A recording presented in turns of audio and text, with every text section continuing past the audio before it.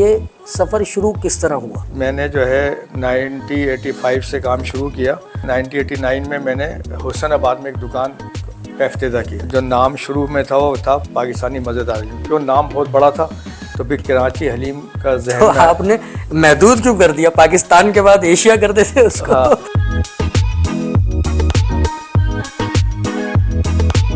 रेड़ी से ब्रांचेस तक का सफ़र, चैलेंजेस तो आए होंगे। ऐसा भी हुआ कि हलीम हमने बनाई हो वो नहीं बिकी, वो हलीम हमने मोहल्ले में बांटी।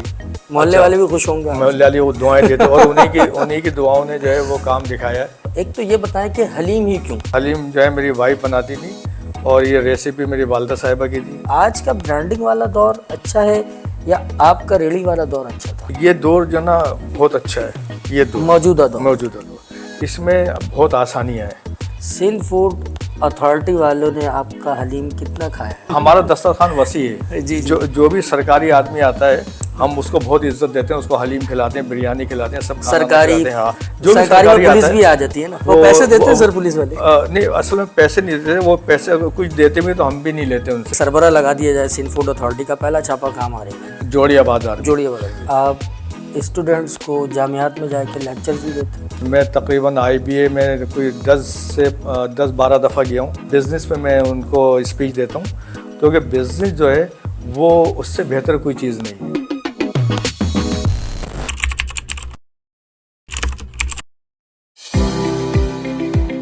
बिस्मिल्लाहिर्रहमानिर्रहीम, अस्सलामु अलैकुम। कौमी अखबार डिजिटल के साथ आपका मेज़बान कामरान शेख आपकी खिदमत में है। नाजरीन, मेहनत अमल पहम वो चीज़ें हैं जिससे के ज़रिए इंसान ने सितारों को मसख़ किया, बुलंदो बाला चोटियों को सर किया और मेहनत और अज़्म के साथ साथ इतनी बड़ी दुनिया और इतनी बड़ी टेक्नोलॉजी जो इस वक्त हमारे पास मौजूद है, ये सब मेहनत ही का सिला है। कराची के रहने वाले ख़ास तौर पर उनके हवाले से गुफ्तगू करूँगा कि शायद ही कोई ऐसा शख्स हो जिसने कराची में रहता हो और कराची के नाम से कराची हलीम ना खाया हो। ऐसी एक जहद मुसलसल और मेहनत और मुस्तकिल अज़्म की स्टोरी है। कराची हलीम के ऑनर इस वक्त मेरे हमरा मौजूद हैं और आपको ये जानकर हैरानी होगी कि आज जो कराची हलीम जो कि जिसकी इस वक्त शहर में 6 या इससे ज़ायद ब्रांचेस हैं, वो अभी हम गुफ्तगू करेंगे कराची हलीम के ऑनर से। और ये सफ़र एक ठेले से शुरू हुआ और आज बहुत कामयाबी से अपनी मंजिल तय कर रहा है। इस वक्त मेरे साथ चेयरमैन कराची हलीम जनाब महमूद अली मेरे हमरा मौजूद हैं। अस्सलाम वालेकुम महमूद सर। वालेकुम अस्सलाम जनाब। सर कैसे हैं आप? अल्लाह का बड़ा करम। बहुत बहुत शुक्रिया कौमी डिजिटल को वक्त देने के लिए। सबसे पहले ये जानना चाहूँगा कि आपकी माशाल्लाह एक जहद मुसलसल है, एक सक्सेस स्टोरी है, तो मैं चाहूँगा कि अपने नाजरीन से वो स्टोरी शेयर करूँ कि ये सफ़र शुरू किस तरह हुआ। ये सफ़र इस तरह से शुरू हुआ कि पहले तो मैं तकरीबन बिज़नेस जो मैं कर रहा हूँ वो 11 साल की उम्र से कर रहा हूँ। अच्छा। 1965 की जब जंग हुई थी इंडिया भारत और पाकिस्तान की, तो मेरी उम्र 11 साल की थी। मैंने अखबार बेचे। अच्छा। और जंग अखबार में उस वक़्त जंग अखबार 15 पैसे का बिकता था और होल सेल में 10 पैसे का मिलता था। मैं 10 रुपये के 100 अखबार लेता था जंग और 15 रुपये के बेचता था। अच्छा। उस ज़माने में अगर मैं कहीं सर्विस करता तो मुझे 1 रुपया रोज़ मिलता, यानी 30 रुपये महीने। 30 रुपये महीने, जबकि मैं उस ज़माने में 150 रुपये महीने कमाता था। क्या बात है। इस तरह से जो है मैंने जो है वो काम शुरू किया और उसके बाद फिर जब मैंने अखबार वगैरह बेचे तो मेरे जहन में ये आया कि कोई फ़न सीखना चाहिए। तो उस ज़माने में सिनेमा वगैरह थे लियाकताबाद में और मैं जो है नाज़ाबाद 2 नंबर में रहता था। तो लियाकताबाद में नेहरंग और फिरदौस सिनेमा होते थे, तो वहाँ पे जो आर्टिस्ट थे मेरे जो उस्ताद हैं उनका नाम था रईसुद्दीन सिद्दीकी। उनसे मैंने कहा कि मैं ये काम सीखना चाहता हूँ। उन्होंने कहा ठीक है आप सीखें। तो मैंने मुसव्वरी का काम, जो मुसव्वरी का नाम आर्टिस्ट का मुसव्वरी का, ये बड़े बड़े जो पोर्ट्रेट होते हैं सिनेमा के जो बनते हैं, तो वो फिर मैंने जो है 1967 से काम शुरू किया सीखना और 1977 तक मैंने काम ये सीखा। 10 साल तक। 10 साल के बाद फिर कुछ कराची के हालात ख़राब हुए और सिनेमाओं में आग लगा दी गई कुछ, तो वो कुछ मेरे 2-3 सिनेमा कम हो गए थे। तो फिर मैंने कराची न्यूक्लियर पावर प्लांट में मैंने सर्विस की कैनुप के अंदर। वहाँ पे फिर जो है मैं काम करता रहा, और फिर वहाँ पे कुछ मेरे साथ, क्योंकि वो कुछ रेडिएशन वगैरह का कुछ प्रॉब्लम था, तो कुछ मैं वहाँ पे अनफिट हुआ। अच्छा। तो फिर उसकी वजह से फिर मैंने सोचा कि कोई पार्ट टाइम काम करना चाहिए, तो फिर मैंने हलीम का काम शुरू किया। अच्छा, मैंने ये कौन सा सन की बात बता रहे हैं? 1985 से मैंने 1985 से जो है वो कराची मैंने, हाँ, है, हलीम का। मैं जो और है, नाम यही था कराची हलीम। हाँ, नाम जो था वो था पाकिस्तानी मज़ेदार हलीम। अच्छा, पाकिस्तानी मज़ेदार हलीम। पाकिस्तानी मज़ेदार हलीम के नाम से शुरू किया था। तो और मैं पार्ट टाइम करता था कि मैं सर्विस भी करता था, और जो है मैं ये हलीम का स्टॉल लगाता था शाम में, क्योंकि मैं आर्टिस्ट्री का मैंने काम किया था। तो मैंने अपने स्टॉल मैंने लगाया था रोड पे। अच्छा, ये जो ठेला होता है उसको ठेले से हम मतलब ठेले से हम अपने घर से लेके जाते थे स्टॉल पे। अच्छा, और वहाँ पे फिर वो जो वहाँ है स्टॉल लगाते थे। हलीम घर से बनाते थे? अपने घर से, घर में लगाते थे हलीम। तो हलीम जो है मेरी वाइफ बनाती थी, और ये रेसिपी मेरी वालदा साहिबा की थी। अच्छा। और तो खैर बहरहाल हमने जो है फिर वो शाम में स्टॉल लगाया, और अल्लाह ताला ने उसमें बड़ी बरकत दी। और मैं ये समझता हूँ कि कोई भी काम, किसी किस्म का भी कोई भी काम, या मिट्टी या सोना, किसी में भी आप हाथ डालें, अगर ईमानदारी से आप करेंगे तो दिन दुगनी और रात चौगनी तरक्की इंशाअल्लाह ताला ज़रूर करेंगे। सर देखिए महमूद साहब, एक तो ये बताएं कि हलीम ही क्यों? अगर आपके जहन में बिजनेस का आइडिया है तो असल में हुआ ऐसा था कि मेरी जो वालदा साहिबा थी वो बहुत अच्छे खाने बनाती थी। अच्छा। और आपको मालूम है उस वक्त वो ट्रेंड कुछ ऐसा था कि लोग घरों के खाने खाते थे, तो हमारी वालदा साहिबा जो है वो हलीम बनाती थी बहुत अच्छा, जिस पे काफ़ी रिश्तेदार और पड़ोसी ये वो सब बड़ी तारीफ़ करते थे। अच्छा, उस वक्त कुछ हालात ऐसे थे कि इतना सरमाया भी नहीं था कि कोई बड़ा कारोबार किया जाए। तो वो जो है घर की रेसिपी थी, घर की डिश थी, तो उसी को हमने फिर जो है बहुत अच्छी तरह से, क्योंकि उस दौर के अंदर ये हलीम वगैरह ठेलों पे बिकती थी, ठेलों पे। आपने सोचा खुद तो मज़ेदार खाने घर में खाते हैं अम्मा के हाथ के, तो हाँ, इसी को जो है वो हाईलाइट करें। ठीक है। तो फिर वो जो है मैंने हलीम का जो काम मेरे जहन में आया, मैंने वालदा साहब से कहा, फिर उन्होंने मुझे बताया। और जब मैं कैनप से आता था तो मेरी वाइफ और वालदा जो है वो सब ये तैयार रखती थी, और फिर मैं शाम में स्टॉल लगाता था। तो ये मैंने जो है 1985 से काम शुरू किया, और 1989 में मैंने हुसैनाबाद में एक दुकान का इफ्तिताह किया। हुसैनाबाद? हाँ, क्योंकि 1989 में 4 साल के बाद सही एक दुकान मैंने ख़रीद ली, और मैंने वहाँ पे भी उसका इफ्तिताह किया। और मैंने बताया मैंने आपको कि जो नाम शुरू में था वो था पाकिस्तानी मज़ेदार हलीम, पाकिस्तानी मज़ेदार हलीम। क्यों नाम बहुत बड़ा था, तो फिर सोचा कि तो बहुत बड़ा नाम है, शॉर्ट नाम रखना चाहिए। तो फिर कराची हलीम का जहन तो आपने महदूद क्यों कर दिया? पाकिस्तान के बाद एशिया कर देते उसको। हाँ, आपने कराची तक उसको। हाँ, वो असल में कराची की मेरी पैदाइश है। जी। कराची में मैं रहता हूँ, कराची वाले हैं। हाँ, तो ये मेरे बड़े भाई ने तजवीज़ किया था नाम, और उनके जहन में आया था कराची हलीम। आज तो माशाल्लाह इस नाम को पूरा पाकिस्तान, तो आज पूरी दुनिया में, यानी कि लोग जो है उम्रे पे लेके जाते हैं, अमेरिका, लंदन वगैरह लेके जी, वो जो पैक करके जो टिन पैक की शक्ल में। जी। और टिन पैक भी हम माशाल्लाह बनाते हैं, हमारे पास अपना प्लांट है, और हम उस पर बनाते हैं, और तकरीबन ये समझते 6 महीने की हम वारंटी देते हैं। और वैसे ये पैकिंग वाला, हाँ, और 1 साल तक जो है ये महफूज होता है हलीम। तो पहले एक दौर ऐसा था कि हलीम जो है वो लोग न्याज नज़र में बनाते थे, तो सुबह हलीम बनाते तो दोपहर में ख़राब हो जाती थी। अब माशाल्लाह हमारी हलीम जो है 1 साल तक जो है बिल्कुल सही रहती है, और जायका बरकरार रहता है। तो ये बहुत बड़ा चेंज है इस दुनिया में। महमूद साहब, रेडी से ब्रांचेस तक का सफ़र, चैलेंजेस तो आए होंगे, कोई ऐसा चैलेंज जो आपको लगता है कि मैंने बहुत मुश्किल से उसको अबूर किया? असल में ऐसा है कि जब ये काम शुरू किया तो लाज़मी बात है कि उस वक़्त कराची के हालात जो है बेहतर थे। 1985 में और 86 में कराची के हालात ख़राब हुए। तो ऐसा भी हुआ कि हलीम हमने बनाई हो वो नहीं बिकी और बच गई। वो हलीम हमने मोहल्ले में बांटी, और मोहल्ले वालों को बांट दिया। हाँ, मोहल्ले वालों को दे दिया करते थे। मोहल्ले वाले भी खुश होंगे, मोहल्ले वाले वो दुआएं देते, और उन्हीं की दुआओं ने जो है वो काम दिखाया है, और अल्लाह ताला ने बहुत बरकत दी। और ये सिलसिला ऐसा तूल पकड़ा कि आज माशाल्लाह कराची हलीम की 7 ब्रांचें हैं माशाल्लाह। और जितना भी खाना बचता है तो वो सब हम सिविल हॉस्पिटल में बांटते हैं सुबह फजर में। क्योंकि जो सिविल हॉस्पिटल में बाहर लोग बाहर, हाँ वेटिंग पे हाँ, हमारा जो है कराची फूड है नर्सरी पे और डिफेंस में कराची हलीम में, जिसमें मुख्तलिफ खाने हैं, बारबेक्यू और लाइफ कढ़ाई वगैरह सब, तो जितने भी खाने बचते हैं सब हम बंस रोड पे जमा करते हैं और सिविल हॉस्पिटल में SIUT वगैरह में लोग बैठते हैं तो उनको जो तैमारदारी करते हैं मरीज़ों की और रिश्तेदार होते हैं वो बाहर होते ये हैं। बहुत बड़ा काम है, आप शुरू से दुआएं ले रहे हैं। हाँ, तो अब वो हमारा सिलसिला जारी है।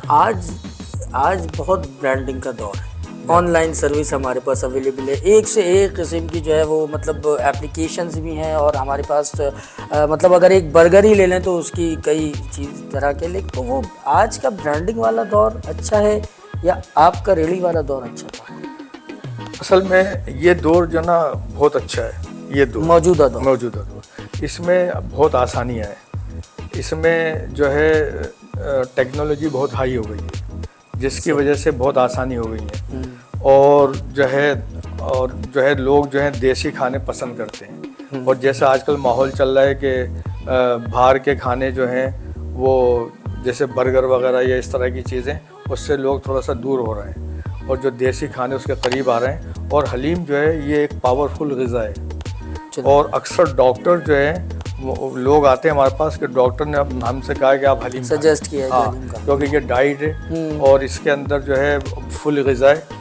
और बहुत से लोग ऐसे होते हैं कि जो कुछ खाना नहीं अक्सर दिल नहीं चाहता उनका, तो हलीम बड़ी इजी है, उसके अंदर पूरी अच्छा हम भी हलीम लेते हैं तो हम रोटी का इंतज़ार ही नहीं करते, हम ऐसे शुरू हो जाते हैं। हाँ, लोग जो है पंजाब में अक्सर लोग जो है वो हलीम जो है रोटी से खाते हैं। कराची में तो हलीम वैसे ही खाया जाता है लेकिन रोटी से बड़ा मज़ा आता है। कुछ लोग पराठों से हलीम खाते हैं, तो ये सिलसिला चलता है। और फिर हमने जो है वो बिरयानी भी जी जो है हलीम के साथ आपकी, हाँ, पुलाव भी है हमारे पास, शामी कबाब भी हैं और जो है और भी बहुत से खाने, लाइफ कढ़ाई है, चाइनीज़ है और फास्ट फूड है। ये सब हम जो है ना माशाल्लाह जो है हमारा जो है सेटअप है, आउटलेट हमारा डिफेंस में बुखारी कमर्शियल में जी तो माशाल्लाह तकरीबन 300 की डाइनिंग है और माशाल्लाह वहाँ पे लोग आते हैं और डिफेंस के अंदर बहुत सस्ता खाना हम बेचते हैं और हाइजेनिक, और लोग बड़ी दुआएं दे के जाते हैं। और अक्सर हमारे यहाँ ऐसा होता है कि ऑफिस वगैरह के लोग आते हैं, वो जैसे कि मिसाल के तौर पर मैं आपको कहूँगा निहारी की प्लेट 500 से 600 रुपये की है और हलीम की प्लेट जो है वो 250 रुपये की है, उससे सस्ती, हाँ 240 रुपये की। और लमाजमात जो होते हैं वो बिल्कुल फ्री होते हैं, उसके साथ जो ये वो सारे सारे फ्री होते हैं और जितना डाल के खाएं आप। तो ऑफिस के लोग अक्सर आते हैं, 2 बंदे जो है वो एक ही प्लेट में खाना खा के चले जाते हैं। तो मुझे बड़ी खुशी होती है कि इस दौर में तकरीबन 400 रुपये में 2 अफराद जो है वो खाना खा के चले जाते हैं, तो ये अल्लाह का बड़ा करम है। अच्छा, इस देखा जाता है कि कराची में एक बहुत बड़ा शहर है, बहुत सारे जो नामवर रेस्टोरेंट्स हैं उनके प्रोडक्ट पे, उनके मायार पे सवालात उठाए जाते हैं। सिंध फूड अथॉरिटी भी एक्टिव है और बाज़ औक़ात हम देखते हैं कि वो बताया कुछ जा रहा है और बेचा कुछ जा रहा है। उनके मायार पे सवाल क्यों उठता है? ऐसी क्या वजह होती है जो उसको मेंटेन नहीं कर पा रहे होता है? असल में ऐसा होता है कि जो भी काम ईमानदारी से किया जाता है उसमें एक तो बरकत होती है और अल्लाह ताला जो उसके लिए आसानी पैदा कर देते हैं। फूड डिपार्ट जो है ये अच्छा काम कर रहा है और ये क्वालिटी चेक करते हैं, लेकिन मैं इनको ये मशवरा देता हूँ फूड डिपार्ट को कि जितने भी ये ज़िम्मेदार लोग हैं कि ये जो ब्रांडेड जो चीज़ें होती हैं वो तो लाज़मी बात है कि वो एक सफ़र करके आते हैं और अपनी ईमानदारी की बेस पर उनका नाम और क्वालिटी होती है। जिस तरह आपका एक सफ़र, हाँ, इनको ये चाहिए कि जो छोटे जो स्टॉल वगैरह होते हैं उनको चेक करें, हाँ, बिल्कुल उनको चेक करें और ये देखें कि वो क्या बेच रहे हैं। तो अब अच्छा, वहाँ हमने कभी ऐसा नहीं देखा महमूद साहब कि किसी सिंध फूड अथॉरिटी की टीम ने किसी ठेले पे छापा मार लिया हो, शॉप पे या दुकानों पे ही छापा। जो ब्रांडेड खाने होते हैं तो जो लोग वो खा रहे होते हैं वो तो खुद ही बड़ी नॉलेज रखते हैं और हाइजेनिक वो देखते हैं कि कैसा क्या है, हर चीज़ का उनको म्यार पता होता है और वो लोग तो लेबोरेटरी में खाने भी चेक करा सकते हैं। लेकिन जो छोटे स्टॉलों पे लोग खाना खाते हैं और उनका छोटे कोई check होटलों and पे balance खाते कोई हैं, नहीं है। तो उनको चेक करना चाहिए कि वो मुज़िर सेहत तो नहीं है। और यकीनन मुज़िर सेहत तो हाँ, वो है, तो जिस वो तरह से हाँ, बेचा तो जा ये रहा है। लेकिन ये इनका जो है ये ब्रांडेड जितने भी नाम है वहाँ आते हैं तो वो तो वैसे ही सही होते हैं। तो बहरहाल तो इनको ये चाहिए कि अगर वाकई इन्होंने इस मुल्क की खिदमत करनी है तो ये छोटे जो ठेले वगैरह या स्टॉल वगैरह होते हैं उनको ज़रूर चेक करें कि क्या है। सिंध फूड अथॉरिटी वालों ने आपका हलीम कितना खाया है? असल में मुझे तो बड़ा उन्होंने अप्रिशिएट किया और मुझे उन्होंने लेटर वगैरह भी दिया कि आप बहुत अच्छा हाइजेनिक है आपका और बड़ी तारीफ़ करते हैं। और खाने के बाद ही उन्होंने हाँ, बताया लाज़मी होगा, बात तो है, खाया होगा यकीनन। हमारा दस्तरखान वसी है। जी, जी। जो भी सरकारी आदमी आता है हम उसको बहुत इज्जत देते हैं, उसको हलीम खिलाते हैं, बिरयानी खिलाते हैं, सब खाना सरकारी खिलाते हैं। हाँ, जो भी सरकारी में सरकारी पुलिस आता भी है, आ जाती है ना? सरकारी में पुलिस भी आ जाती है और लाज़मी बात है पुलिस जो होती है वो पैसे देते हैं सर पुलिस वाले? नहीं, असल में पैसे नहीं देते, वो पैसे अगर कुछ देते भी तो हम भी नहीं लेते उनसे। अच्छा। नहीं सही, लेते, सही। क्योंकि हम नहीं चाहते कि हम थोड़े से पैसे देके ज़्यादा फिर उसको रिटर्न करें, क्या समझे आप? सही। तो बहरहाल ये है कि वो हमारी हिफाजत करते हैं और हमारी एक कॉल पे आ जाते हैं। दुरुस्त। तो लाजिम बात है वो हमारे मुहाफिज हैं और हमें उनका ख्याल रखना चाहिए, वो भी हमारा ख्याल रखते हैं। जी, जी। और सब तो एक साथ नहीं होते, उसमें हर डिपार्टमेंट में बहुत अच्छे लोग भी होते हैं ऐसा और ही काबिल तारीफ़ होते हैं वो। और मैं समझता हूँ उन्हीं की वजह से जो है आज इस मुल्क में जो है खुशहाली है और बरकत है। यकीनन आपको अगर चेयरमैन लगा दिया जाए या सरबरा लगा दिया जाए सिंध फूड अथॉरिटी का, पहला छापा कहाँ मारेंगे? अब मैं पहला छापा वहाँ मारूंगा जहाँ पे मैं महसूस करूँगा कि जहाँ पे गलत होता है और सबको मालूम है कहाँ गलत होता है। तो जैसे कि मिसाल के तौर पे महमूद साहब आज बता दें। हाँ, मैं बता देता हूँ कि देखें आप होल सेल मार्केट में जाएँ, जी, जी। जोड़िया बाज़ार, जोड़िए बगल। तो जो साबुत मिर्च है जी। वो है 800 रुपये किलो। जोड़िया बाजार। जोड़िया बाजार में डंडी कट जो है मिर्च जो है गोल वाली वो है 800 रुपये किलो और जो पिसी मिर्च है वो है 600 रुपये किलो। अच्छा, तो अब आप अंदाज़ा लगा लें यही मिलावट का वहीं से यानी यानी पैदाइश से ही मिलावट का आगाज हो कि रहा है। 600 रुपये साबुत है और पिसी हुई जो है वो साबुत जो है वो 800 रुपये और पिसी 600 रुपये है। तो ऐसा कैसे हो सकता है? पिसी मिर्च तो 1000 रुपये किलो होना चाहिए।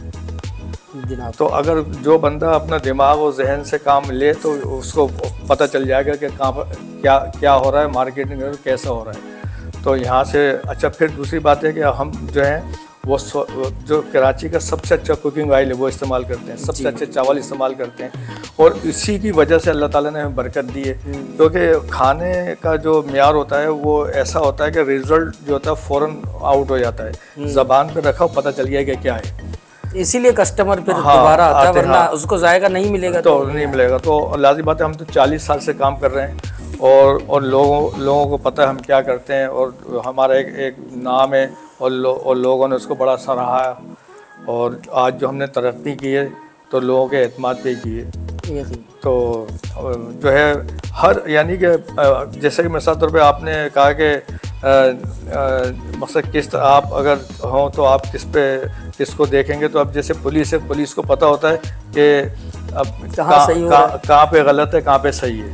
अगर वो चाहे तो सारी गलतियाँ ख़त्म कर सकती है। तो ऐसे फूड डिपार्टमेंट के लोग हैं उनको सबको पता है कि कहाँ पे क्या है, क्या हो रहा है। अगर वो वाकई दयानतदारी से काम करें तो मैं समझता हूँ कि इस मुल्क में जो है ये मिलावट नाम की चीज़ तो ख़त्म हो जाएगी। महमूद साहब ये भी बताइएगा कि माशाल्लाह 40 साल का आपका सफ़र है, तो इसमें अभी आपके पास हलीम से शुरू किया, बिरयानी है, पुलाव है, तो मज़ीद कोई कभी सोचा कि मज़ीद मुझे फ़ास्ट फूड की तरफ जाना चाहिए जो आजकल ट्रेंड है, उस तरफ? हाँ, मैंने आपको बताया कि हमारी जो ब्रांच है, 2 ब्रांच है, कराची फूड नर्सरी पे। अच्छा। और कराची हलीम जो है डिफेंस में बुखारी का मशहूर है, मेन रोड पे ग्राउंड +4 बिल्डिंग है। ठीक है। और उसके अंदर जो है चाइनीज़ खाने, लाइव कढ़ाई और बारबेक्यू और फास्ट फूड सारे खाने उसके अंदर, और बहुत सस्ते हैं और बड़ी बड़ी फैमिली आती है और मेरे ख्याल है मैक्सिमम कोई 1000 रुपये 900 रुपये का उनका जो है एवरेज आता है और सारे खाने वो खाते हैं। तो माशाल्लाह जो है इतना कराची हलीम इतने सस्ते खाने और हाई क्वालिटी के खाने जो है हम दे रहे हैं। ये महमूद साहब ये आप किस तरह बरकरार रखते हैं एक फूड चेन और आप अपनी हाइजीन और सारी क्वालिटी बरकरार किस तरह रखते हैं? क्या आप खुद उसको मॉनिटर कर रहे हो? देखें ऐसा है कि जब हमने काम शुरू किया तो हमने गोश्त लिया और हमारे जहन में ये था कि हम बछिया का गोश्त लें। और तो हमने जो है जो कसाई होते हैं, जो दुकानें होती हैं, वहाँ से हमने बात की कि हमें बछिया का गोश्त चाहिए। तो हम पैसे बछिया के गोश्त के देते थे और वो हमें भैंस का गोश्त देता था। तो हमें बाद में पता चला। अच्छा। तो फिर हमने अपने जानवर लेना शुरू किए। हमारा अपना बाड़ा है अय्यूब रोड के अंदर, वहाँ हमारे अपने जानवर होते हैं और बछिया का गोश्त और ऐसे जैसे कुर्बानी के जानवर होते हैं इस तरह के। अच्छा, फिर हमने ये मसाले का, जैसे मैंने आपको बताया कि साबुत मिर्च जो है वो 800 रुपये किलो है और पिसी जो है वो 600 रुपये किलो। तो ये तो लाजिम बात है, मिलावट है इसके अंदर। तो ये बात हमारे जहन में आई। तो फिर हम अपने खुद ये मटेरियल जो गरम मसाले वगैरह खुद लेते हैं और ख़ुद पिसवाते हैं। तो गरम मसाले की जो चक्की है वो हमारे अपने किचन के अंदर है। अच्छा। और वहीं हम गरम मसाला वगैरह पीसते हैं। गरम मसाला बहुत महंगा है इस वक्त। जो इलायची है वो तकरीबन जो अच्छी 1 नंबर की इलायची वो तकरीबन 14,000 रुपये किलो है। तो बहुत मकसद ये है कि अगर आप क्वालिटी पे जाते हैं तो फिर बहुत ख़र्चा होता है उसके अंदर और उसी में बरकत है। सर, पब्लिक इंटरेस्ट की एक बात करूँगा। एक जैसे बंस रोड है या आप डिफेंस में तो चलें, पार्किंग है। अगर कोई फैमिली के साथ चाहता है तो चाहता है कि यकीनन उसको पार्किंग की कोई सूटेबल जगह मिले। इस हवाले से क्या कोई मशवरा, कोई प्लान जहन में है कि आप इंतज़ामिया को या कंसर्न डिपार्टमेंट्स को कोई मशवरा दें कि अगर कोई रेस्टोरेंट वहाँ मौजूद है, हुसैनाबाद चले जाएं तो मोटरसाइकिल ले जाने की जगह नहीं है? बिल्कुल सही बात। तो ऐसा कोई आपके जहन में कोई मशवरा है? असल में हुसैनाबाद के अंदर मेमन कम्युनिटी है और वहाँ के जो चेयरमैन हैं रऊफ़ ईसा साहब, उन्होंने बहुत मेहनत की और वहाँ पे उन्होंने हुसैनाबाद में आपने देखा होगा कि रोड को डिवाइड किया। बीच में उन्होंने जो है एक ब्लॉक लगाया और इसीलिए लगाया ताकि ट्रैफिक जाम ना हो।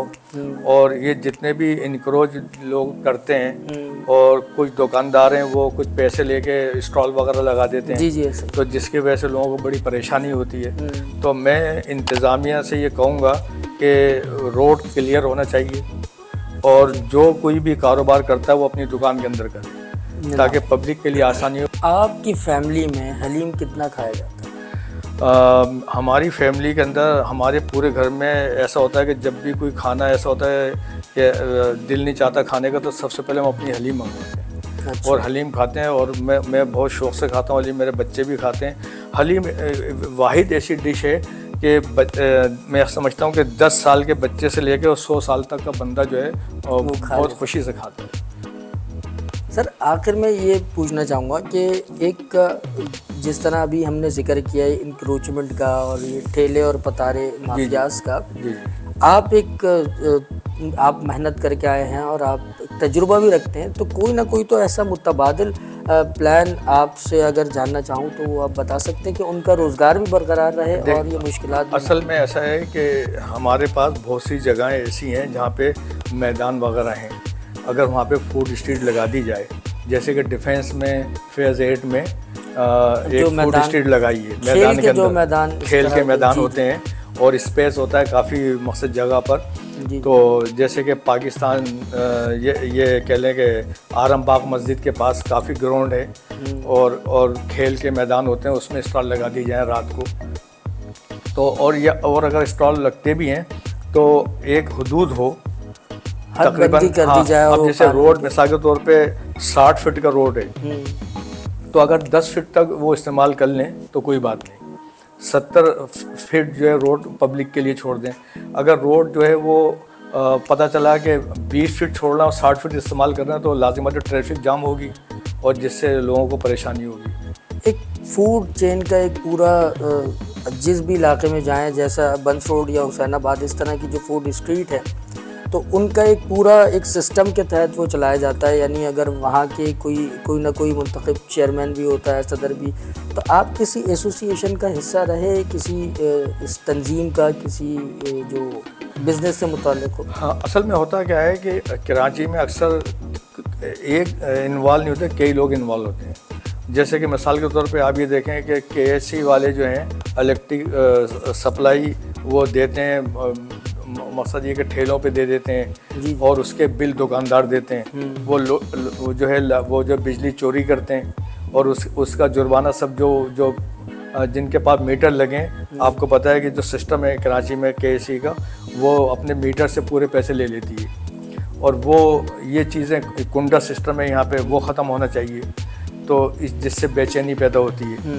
और ये इसमें जो है ना पुलिस, केएमसी जो है कई डिपार्ट होते हैं जो शामिल होते हैं, एक नहीं होता, एक पे जिम्मेदारी नहीं होती। और हमारे जितने भी खाने पीने के कराची में जो बड़े मार्केट हैं, उसमें कोई सिस्टम नहीं है, कोई मकसद कोई यूनियन नहीं होती, ऐसी कोई चीज़ नहीं होती, हर आदमी अपने मर्ज़ी से काम करता है, तो उसमें ज़रा सिस्टम आउट हो जाता है। हमने ये सुना है कि आप स्टूडेंट्स को जामियात में जाके लेक्चर्स भी देते हैं। हाँ, मैं असल में डॉक्टर अब्दुल वहाब साहब होते थे IBA के अंदर, वो बानी थे, और उन्होंने जो है गालिबन राहलत फरमा, हाँ, और वो इनका इंतकाल हो गया। वो मुझे अक्सर बुलाते थे IBA, और फिर वो मोहम्मद अली जिन्ना यूनिवर्सिटी माजू में फिर वो चले गए थे, वहाँ फिर मुझे बुलाते थे। तो उसके बाद जो है मैं ये IBA में डॉक्टर शाहिद कुरैशी साहब जो हैं प्रोफेसर, वो मुझे बुलाते हैं, और मैं तकरीबन IBA में कोई 10-12 दफ़ा गया हूँ, और माजू में भी तकरीबन 7-8 दफ़ा, और इकरा में भी मैं 2 दफ़ा गया। बिज़नेस के लेक्चर, हाँ, बिज़नेस में मैं उनको स्पीच देता हूँ, और ताकि बच्चे जो हैं वो सर्विस से बेहतर बिज़नेस में आए, क्योंकि बिज़नेस जो है वो उससे बेहतर कोई चीज़ नहीं है, और इंसान की पूरी सलाहियत जो है वो काम आती है। क्योंकि मैं वाहिद बंदा हूँ कि मैंने जो है सर्विस भी की है, मैंने आर्ट का काम किया है, फ़न भी मेरे पास है, और मैंने जो है ये बिज़नेस भी किया, तो अखबार का, फ़न का भी, और सर्विस, मेरे पास सारे तजर्बे हैं। तो मैं आखिर में यही मशवरा दूंगा कि बच्चों को चाहिए कि वो तालीम के साथ साथ छोटा मोटा बिज़नेस ज़रूर करें, और उसमें बहुत बरकत है, और उसमें इंसान की सलाहियत सामने आती है। क्योंकि बच्चे एक बहुत बड़ी रकम खर्च करके पढ़ते हैं, और फिर उनको जो है 1 लाख रुपए माहाना भी सर्विस उनकी तनख्वाह नहीं होती, और जब वो बच्चे तालीम कंप्लीट कर लेते हैं और उनकी तनख्वाह 40,000-50,000 होती है, तो आप अंदाज़ लगाएं वो किस तरह से अपनी फैमिली को लेके चलेंगे। तो मैं मशवरा दूंगा कि नई नस्ल को कि उनको चाहिए कि छोटा मोटा कारोबार करें, इससे मुल्क भी तरक्की करेगा, खुशहाली भी आएगी, और उनकी ज़िंदगी भी बेहतर होगी। बहुत बहुत शुक्रिया। महमूद अली साहब हमारे हमरा मौजूद थे और अपनी सक्सेस स्टोरी सुना रहे थे। इन्होंने बड़ी अहम बात ये ख़ास तौर पर असर हाज़िर के नौजवान नस्ल के लिए की है कि वो अपना बिज़नेस किसी न किसी अंदाज़ में, किसी न किसी ज़रिए से बिज़नेस की तरफ जाएं। नौकरी इन्होंने भी की, लेकिन उसके साथ साथ इन्होंने अपनी पूरी कहानी सुनाई कि इन्होंने किस तरह उसमें बरकत भी है, और मेहनत करेंगे तो यकीनन आगे भी बढ़ेंगे, तरक्की भी करेंगे, और इसी तरह मुल्क खुशहाल होगा, क्योंकि मेहनत से अज़मत है। अगली पॉडकास्ट तक के लिए कामरान शेख को इजाज़त दीजिए। अल्लाह हाफ़िज़।